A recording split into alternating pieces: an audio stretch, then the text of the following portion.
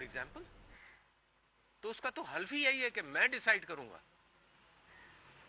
Cipher देखा आपने यानी? जी मेरे पास साइफर भेजा गया था। हाँ अच्छा, जरूर मैंने देखा। इमरान खान को रिहा होना चाहिए। आप ये समझते हैं कि एस्टेब्लिशमेंट और इमरान खान के दरमियान जो कशीदगी है वो खत्म हो चुकी है या किसी लेवल पे बातचीत चल रही है, आप ये समझते हैं?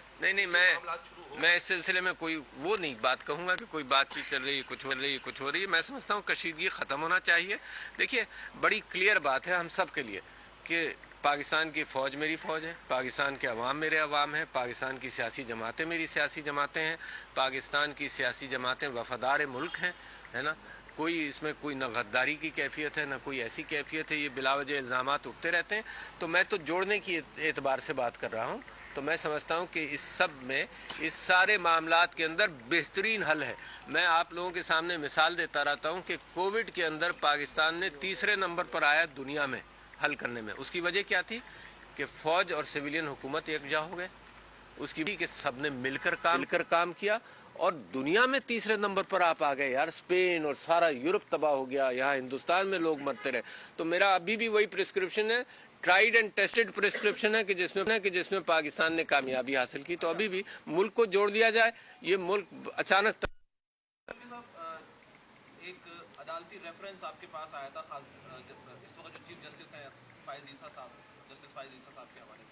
अमूमी तौर पर जब सदर के पास कोई रेफरेंस भेजा जाता है तो वो खुद उसे कानूनी तौर पर देखता है, लेकिन इस मामले के अंदर हमने ये देखा कि ये रेफरेंस आपने मनवन आगे भिजवा दिया और बाद में फिर आपने इस पर रिग्रेट जाहिर की कि ये गलत किया मैंने, ये मेरी गलती थी। इसमें तो सब कुछ कह चुका हूँ। हाँ, अब आज नई बात क्या पूछना चाहते हैं? चाह रहा हूँ कि क्या आप समझते हैं कि मामलात वहीं से खराब होना शुरू हुए जो बढ़ते फिर आगे इस 9 मई के वाकयात के बाद से लेकर आज तक की सिचुएशन पर आए? नहीं, मैं नहीं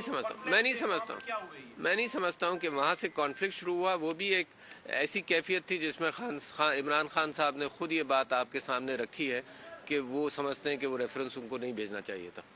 अच्छा सर, ये बताइएगा कि बाद में पीटीआई से मिलने के लिए आपका मुलाकात? मैंने आज ही मैं अब आपसे ये कह रहा था कि अपने वकीलों से मैं गुजारिश करूंगा कि वो कोर्ट में दरख्वास्त दायर कर दें कि मैं उनसे मिलना चाहता हूँ। डॉक्टर साहब, सवाल मेरा आपसे ये है कि क्या जो कहा जा रहा है कि 9 मई में जो लोग 9 मई के वाकयात में मुलव्वस हैं, आप क्या कहते हैं उनको सज़ा होनी चाहिए या नहीं? और दूसरा, जो पहले मैंने सवाल किया था उसमें अभी आपने कहा था कि मैंने इस्टेब्लिशमेंट से और इमरान खान से बहुत कोशिश की, मिलाने की नहीं हुई। उसमें हटदर्मी किसकी थी, इस्टेब्लिशमेंट की, इमरान खान की? आप क्यों चाहते हैं कि मैं किसी एक की हटदर्मी का जिक्र करूं? अभी भी मेरी कोशिश ये है कि सब जुड़ जाएं। दूसरी बात, आपने 9 मई की, आप ये जहन में रखिए कि एज प्रेसिडेंट ऑफ पाकिस्तान मैंने आइन की पासदारी करता हूं और मैं हमेशा, जब मुझे 1969 के अंदर गोलियां लगी थी तब भी मैं सड़क पर ये कोशिश कर रहा था कि लोग तोड़फोड़ मत करो और घर जाओ, और कर्फ्यू लगने वाला था। तो मैंने तो 9 मई के अंदर जो वाकयात हुए उस हवाले से मैंने इस तोड़फोड़ की मजम्मत की है और कोई वजह नहीं कि उससे मैं पीछे हटूं।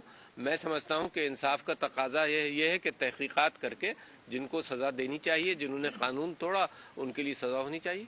डॉक्टर साहब, पहले मैंडेट आप देते जस्टिस काजी फाइज ईसा के तमाम फैसलों से आप मुतमईन?